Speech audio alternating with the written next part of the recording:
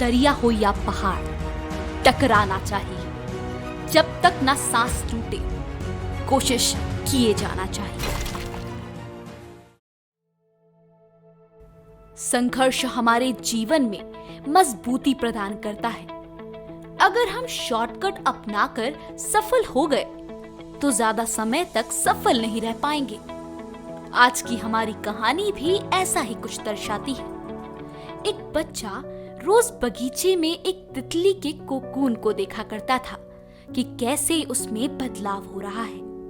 एक दिन उसने नोटिस किया कि इस कोकून में एक छोटा सा छेद हो गया है और छोटी सी तितली उस छेद से बाहर निकलने की कोशिश कर रही है, पर वो बाहर नहीं निकल पा रही।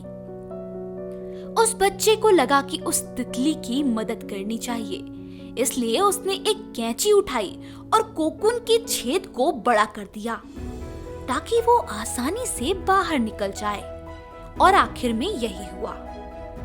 तितली बिना किसी संघर्ष के आसानी से बाहर निकल गई, पर उसका शरीर कमजोर था और पंख सिकुड़े हुए। देखते ही देखते वो तड़प कर मर गई। उस बच्चे को कुछ समझ नहीं आया। उसने अपने दादाजी को पूरा वाकया बताया।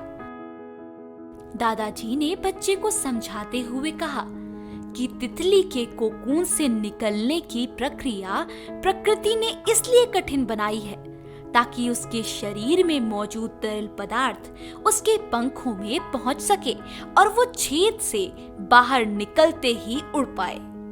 पर तुमने उसकी मदद करके उसके संघर्ष को कम कर दिया, जिस कारण उस तितली के पंख कमजोर रह गए और वो मर गई। बच्चे को ये सुनकर बड़ा ही पछतावा हुआ और उसे संघर्ष का महत्व समझ आया। ठीक इसी प्रकार अगर आप भी अपने जीवन में शॉर्टकट का इस्तेमाल कर सफलता पाने की कोशिश करेंगे तो एक बार सफल जरूर हो जाएंगे, पर हर परिस्थिति से लड़ने की शक्ति आप गवा बैठेंगे।